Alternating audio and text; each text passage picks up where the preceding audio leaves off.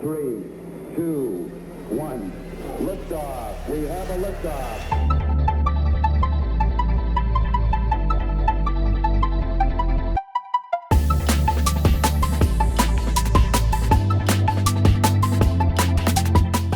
Hi everyone, it's John Galante, president of AE Ventures, and I'm here with our first ever in a series which is about earlier stage companies. I'm not saying they're just getting started, but there are earlier stage companies that maybe our audience doesn't know a heck of a lot about. And I'm pleased to be joined today by David Lynch, who's the co-owner and co-founder of Openhouse.ai.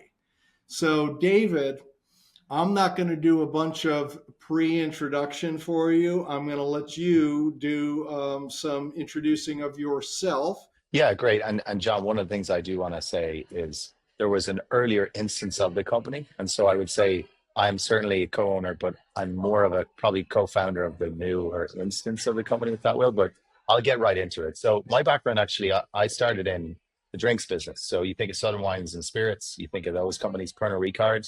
That's actually where I started working in sales and marketing. I lived in Spain, so I'm fluent in a couple of languages and lived there for 2 years.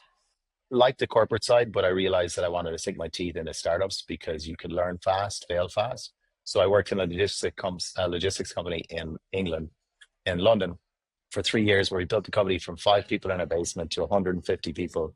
We raised 2 rounds. And what we were really doing was competing against the Ubers and DoorDash of the world, but for retail business only. So when you think about Uniqlo, was probably my biggest customer I signed in. I went out to Japan and signed Uniqlo globally to do their store-to-door logistics, competing against Uber, DoorDash. We beat them out. And we actually ended up partnering with some of those companies to be an end fulfillment provider for us. Learned a lot. 5 years of, I would say my biggest learnings was just all the mistakes I made in 5 years. Trying to be a leader as a 26-year-old, not knowing what leading really was. But it taught me a lot, and worked a little bit in some other startups like that before. Will actually came and he had this company that he had started, and it was a think tank really more than anything else. He had some ideas rumbling, and I'll tell you about how that kind of got going. And he was looking And for a this head of is growth. simultaneous with you arriving in North America from Europe, Yeah, yeah? so I'd spent a bit of time in North America, but bopped around. In fact, actually, my stint before meeting Will was actually the last stint was in Colombia, launching a project for a store to door for InBev. So one of the larger kind of, I don't know if they're called a real estate owner these days or they're a drinks distributor, but we helped them launch store to door for food and drinks from their hubs that they had across Bogota in Colombia. And so Will reached out because a friend of mine put him in touch with me to say, and he was looking for someone to kind of turn all of this research into something. So quick background on Open House. Will is a quant guy through and through. His big notable achievements was launching the first fast trading system with Alliance, one of the biggest kind of firms in that space in Europe. He launched the rollout of, he was in the rollout of the first iPhone in Europe, moving all of our thought thinking from minutes to data. He also worked at Payson, which is an oil and gas data company, and did a lot of amazing work there. But he had a home builder, and this is what I love about home building. He had a home builder approach him one day and say, "Hey, you're a pretty smart guy. Like, what if I give you some cash and you go out and figure out how to help us? Because you're helping all these other space, but why don't you help us out?" So Will went to work and started doing research. And it was a couple of years of just honestly research, and similar to what ChatGPT did before they came out with their products. And they were getting to that point where, they could see light at the end of the tunnel and said, we need to find someone who can build out our story, build out a messaging, build out our brands, our products. And so he reached out to me, and initially for a month, I was consultant before I just had to get on board. The products were too impactful that I just needed to be a part of the story. So I joined last January, and that's where I always say, Open House was sort of born in its instance we know it to be today, because there wasn't all the clarity on exactly what we were solving for, but that's kind of where we started to hit the ground running and really solving for problems around, your return on net assets, your gross profit, and how you better manage all of it. It's all using AI. So that's kind of my background and how I got to Open House and where we came from, starting just as a kind of a think tank before it became the productized business you see today. So you were like the commercialization chief in many ways for Yes. these Yeah. concepts, yeah. And it's Yeah. hard to believe that anything could be born in the Canadian Rockies in the middle of winter in January, but I guess it happened. So tell us a little bit about the features and benefits of your platform and kind of the Yeah. overarching value So proposition. I always like to say, how we're helping home builders. I always find that's kind of the most interesting way to approach it. So we help home builders with the following. The first thing that we all know is, the idea of a spring market, summer cool down, and then September warming up. It's not the same as it used to be. Predicting when your spring market's going to come is getting harder. It's become more volatile. Supply chain and cost of goods changing all the time. There's a lot of challenges with being a home builder today that there weren't before. So it's much harder to do things like predict demand, how many homes you're going to sell. It's much harder to predict your cycle time, how long it's going to take you to build a home. And then it's really hard to run like a pseudo kind of in your head, the gut of a leader. It's hard for you to run an analysis on if I sell this many homes, how's that actually going to impact how many homes I build and can build in time to sell homes, right? And it's very cyclical in that endeavor. And so how we're Thinking helping. supply and demand. Yeah, well said. Yeah. And so what we're doing is we're helping home builders, one, predict how many homes they can build, sell, not just in like 15 days or 30 days, and not a macroeconomic view. What we're actually doing is we're tapping into their own data, their own consumer traffic, their own behaviors. We're using our proprietary technology, the millions of buyer personas we've collected, and then we're actually predicting how many homes they can sell as far out as 90 days into the future. So we can tell you where you're going and how you're moving. And then what we can also do, John, is we can actually tell you the leading indicators, like the actual data within the data that's driving your demand. So what it means is for a home builder, we're telling you, based on your operational performance today, if you did nothing than what you're doing today, this is how many homes you're predicted to capture and sell in the market. So that's the first way we're helping home builders. And if you're a home builder, put yourself in those shoes. Obviously, it's exciting because now you can better plan. You can also manage the expectations of your pre-construction construction team. You can be a lot better with how you release homes to sell, shall we say. So rather than thinking, oh, maybe it's a hot time right now, we need to sell all our homes, and then you put that construction team under pressure, you can release them more gradually. You can cap, not by kind of artificial capping where you're saying, hey, stop selling right now. It's you can cap just by increasing your price. Is that a discrete kind of analysis that builders were already doing or trying to do? Or is this something that you configured that's uniquely valuable for them? First of all, I think home builders and the best home builders were doing it with their gut for the longest time. And I think our biggest competitor sometimes is the gut of a leader, but our biggest collaborator is also the gut of a leader, because the right gut of a leader says, if I can grab something that can better refine my prediction of where things are going, then I'm going to be in a great place. So answering your question, yes, it existed out there, but in the minds of some of those intelligent people that you and I have both met who manage these businesses and build these businesses, do incredible things. So, demand forecasting, leading indicators, what else? Give me more of the features. Yeah. So then imagine, how many homes you think you can sell in the next 90 days. But what about how's that going to impact how quickly it's going to take you to build a home? And if we think about it, we had a home builder ask us this: how do we build homes more profitably? Because it's not like fast technology, John. You can't just go and sell 5,000 licenses tomorrow and then 10,000 the next month. You can really, if you're building 500 homes and you have your land positions in such a place that it only allows you to build 500 homes consecutively annually, you need to focus on making sure you build them as efficiently as possible so that your return, the capital, comes back to you to use it again, or what we talk about a lot, which is the RONA. And so we're helping home builders also run simulations, what if scenarios, using AI to predict the best possible outcome for cycle time. So, John, good example for you. We have a community, it's called Galante community. Okay.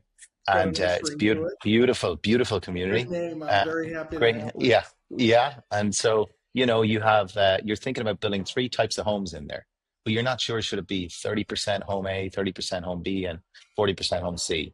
We can actually run simulations for you to tell you if you build, 20% home A, 60% home B, 20% home C, and based on your demand that we're also capturing, we think that you're going to sell the homes at the right time in the market.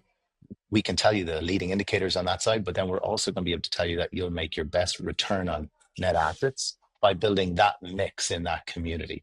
And then, John, this is where it gets interesting.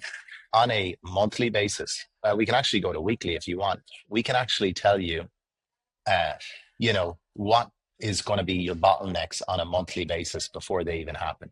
So we can tell you that, hey, in this community, these 5 homes are going to present problems specifically on drafting, or specifically in a certain stage like estimating, or into the construction phase. Like, this is where you're going to have challenges here, and this is a bottleneck you need to uncover. Now, John, what's really important is home builders have amazing people. And what a lot of technologies have done in the past is they've built very descriptive reporting. So it shows you a big picture of everything that's in front of you. And then it's your job to go in and digest that information and then prescribe a solution. But where we're living, we're actually in the prescriptive analytics side. So what we're saying is, hey, senior leader, rather than you, which, by the way, we had a conversation with a very large home builder last week. I get that the amazing reporting you spent all this time building is really wonderful. But what if we just tell you the things that your team needs to focus on a weekly, on a bi-weekly, on a monthly basis? That means people get into work, they get out of their truck if it's a site soup, and they know what they're focusing on. They don't have to go around the houses kind of thinking, where are my problems going to be? When are they going to arise? Where they're going to arise? So that's like the key kind of difference there. It's not just the dashboard you look at, it's actually prescribing, hey, focus on this specifically. This is where your bottleneck's going to be, so they can get to work. There's a strategic marketing element here in terms of understanding what your offer should be in terms of types of models of house based on historical data and other factors. And then there's strategic production planning too, right? Yeah, well said. Yeah. Aligning what you can do or what you could do with more efficiency to meet that demand. And that's how you optimize the dollars and the efficiency. Yes, well said. And if you think about the US market today, John, it's challenging out there with all the acquisitions happening. It's, if you're a home builder that's building 200, 400, 600 homes a year, you're not up there with the nationals that are just acquiring companies to build their land position. You can't do that. So you need to be super savvy with the way you manage your money and when that money's going to come back to you. And that's why we also do cash flow prediction, because it means that we can help home builders really forecast, this is when the money's actually going to come back so I can use it again. Right. So does this platform, is it replacing an ERP or something like, okay. So Yeah, and actually, great question.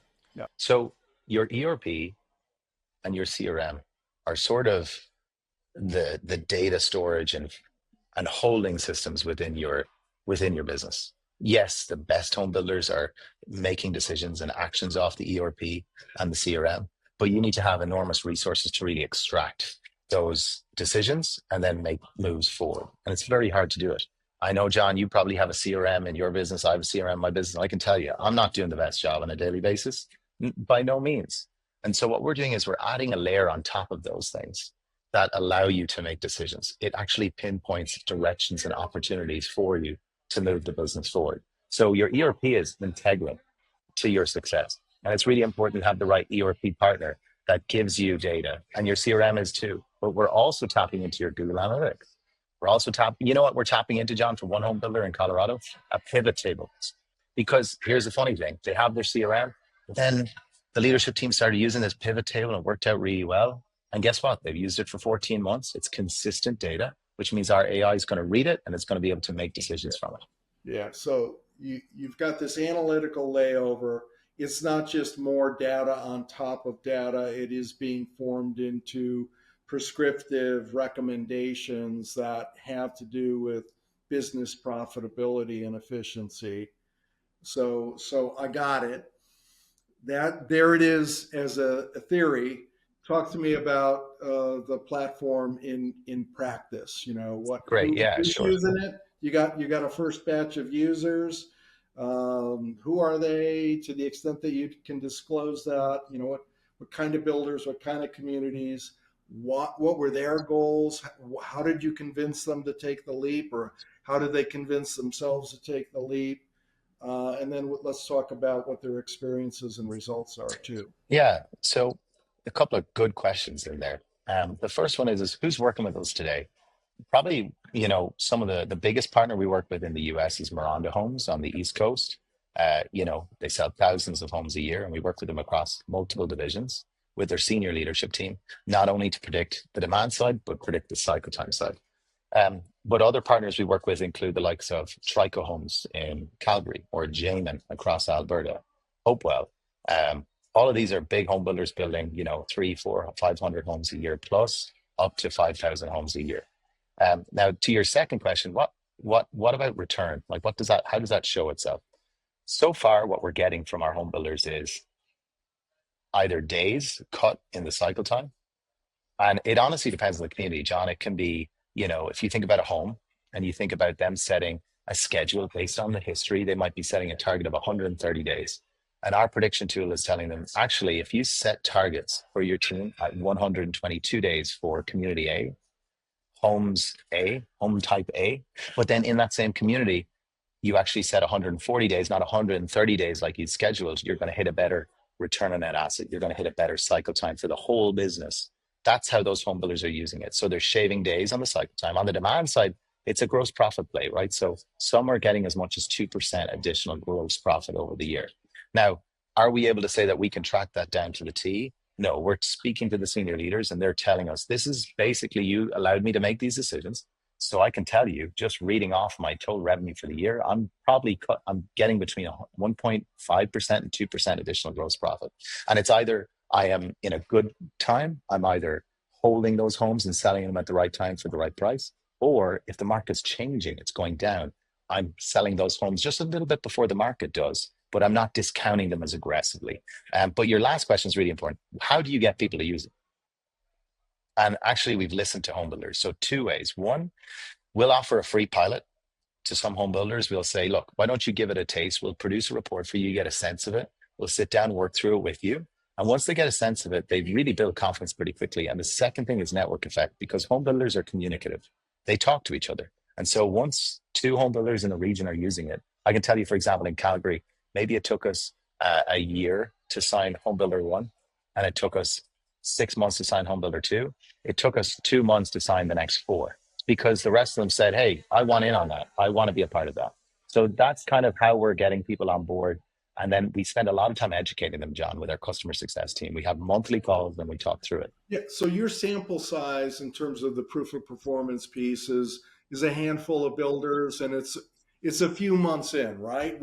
You're born a year ago. You're a handful of builders, a handful of months. I mean, are they expanding usage? Are they looking for enhancements or different types of utility on the platform? Great question.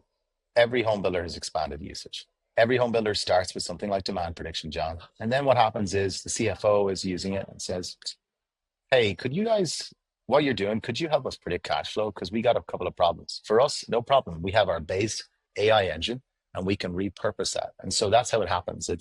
Could you help us actually also, the cycle time is something we're dealing with? Even flow. Some of them are really trying to manage and master even flow. Could you help us kind of pinpoint bottlenecks so we can better manage even flow? And literally every single customer we work with today expands. So we have virtually zero churn. Yeah. And what's the pricing model? Is there like a base price for the platform, and then they're paying for specific types of reporting and analysis, and that's pretty much done custom versus out of the box? Is that right? So there's productized pieces and then there's research pieces. So I can tell you today what's productized is cycle time prediction, demand prediction, and cash flow is just finishing its research phase and being productized. What is the definition of productized at Open House? It means that we've run the research, we've built the models, and now if John Galante and Galante Homes comes to me and says, I heard what you did with Ryan Homes over there. Speaking of Ryan on this call, not Ryan Homes. I heard what you did with Ryan over there. Could you also we just caught up at an event. Could you do cash flow prediction for us? No problem. We take our model, we can get it up and running and firing. And so what we do for charging and for pricing, it's really simple. For smaller home builders below 150, it's $2,500 a month. For your kind of mid-sized home builders, it's $3,000 a month. And then anyone over usually 250 to 300 homes, it's $6,000 a month starting. What we also offer is an accelerated package, and that's $15,000 a month. What is the accelerated package? It's all encompassing. So what you get from Open House is, yes, we launch Open Predict, which are the demand prediction side.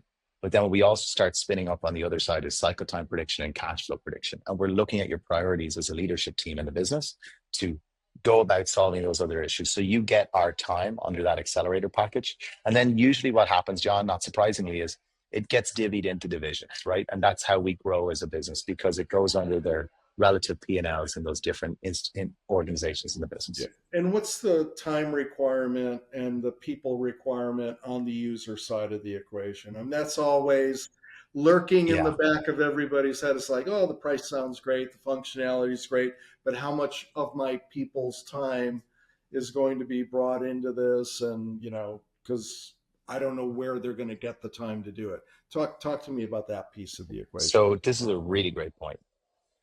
ERP implementations, CRM implementations have trauma behind it.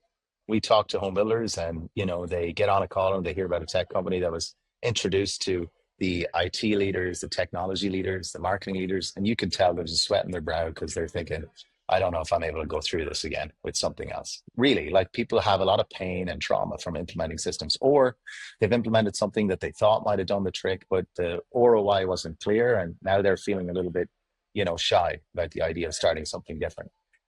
So for us, there's little to nothing you need to do to get demand prediction running. You share data over to us, we do the work. And I can tell you what it takes. It takes an average a builder for us maybe 2 or 3 days for them to get the data over to us. And then we close the door, we go to work, and we build your first prediction model. 3 weeks later, we sit down with you and we're off and running.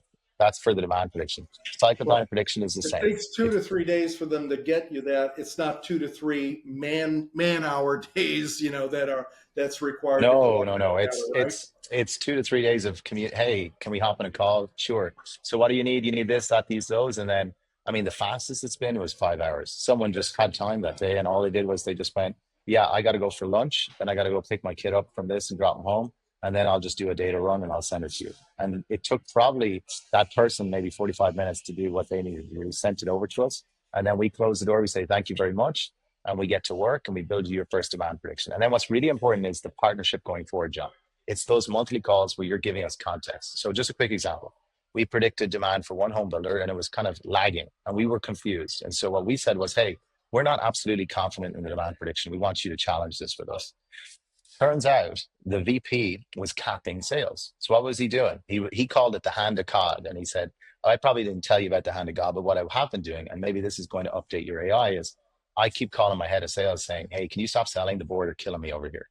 And so they'll just stop selling, but it's not logged or tracked anywhere, that communication. So our AI went, hey, listen, I'm not going to lie to you. Sales just dropped off a cliff here on the 20th of this month. Like, I think you're in for trouble. But what we're able to do is teach our AI, hey, he's done this, and he's done this in the last year. He's done it 4 times in these instances. And then our AI goes, oh, okay, I get that now. That's fine. And then it recorrected itself and everything was fine. We had another instance, John, Edmonton, weird market. It was very contextual as to what happened. The rental rates didn't go up. Immigration wasn't going up. And all these different things were happening. And we fed that context to our AI to realign and readjust the demand prediction so that it actually tracked on target. And how do you feel about your ability to provide this sort of personal service, customized service as you scale, as you add builder customers? Are you built to do that? Are you planning to be able to deliver those personalized services even as you scale? Yeah, absolutely. It's crucial. It's a big part of the partnership. So answering the question in 2 parts, we've built out a structure in the business that's incredibly scalable, that's down to kind of expansion on the customer success side. More than anything else, that's where your labor comes into play. But when you talk about the technology, it's 85% profit margins. It's incredibly scalable. It's really, really easy for us to do because we built the models. So it's very scalable because of that. Gotcha. Well, good rundown. Good to hear about the early stage successes. It sounds like you've had good results and you're working to refine and scale for sure. How does a builder who might be interested in what they've heard on this call, work with you to explore more? What would be a next step Of course, it's a phone call or an email, but what does that result in? A deep dive demo of the platform or something like that? So it always starts first with what your priorities are in the business and what's keeping you up at night, and aligning whether or not there's pain you have that we can solve for. Speaking a little bit to David Sandler when we think about that. Um, After we've kind of aligned that, yeah, look, I don't have good visibility of X or I don't have good visibility of Y. It's like I said, it's like fire over some data. Let's run a prediction, see how you feel. And once we know that they've passed that pilot and they're in a position where they can see value, what's very important, John, is that are the team going to use it? And so far, we've been lucky. So Touch there's wood. actually a little sample work to be done before there's any sort of Yeah, because we know it's new. It's sort of category creating, right? So we know that these things are nuanced, they're different, and it takes time for people to come around to it. I spoke to a home builder yesterday, and they call it. They say you got to crawl, walk, run with technology like this. But what they're very confident is every time we sit down monthly, they're just getting. It's amazing to see it, John. There's more and more investment in the call. There's better questions. There's better understanding, and it just blossoms from there. Well, since you're creating a category, you need to think about what you want to call the category. It's like an For sure. analytical layover or something. Well, That we, ain't we have very a sexy. we have a What coin is it? we have a coin term. So there's generative AI, large language models that are out there today. We all know about. What we're building is quantitative AI, and so the idea is it's not presenting or writing an email for you or booking a reso for you or an AI agent. This is quantitative AI in that it is a layer that sits atop of your data. It has what's called persistent memory, so it can lock in and look back all the time and then help you make decisions. The quantitative AI layover is what I've got in my head based on this discussion. And I'm glad we didn't totally geek out on the AI piece, right? Because it's incidental to delivering value the way you've You said it so engineered. well. You've said it so well. I think people are way too focused on, and because of that, kind of intimidated by AI. But actually, AI is an enabler.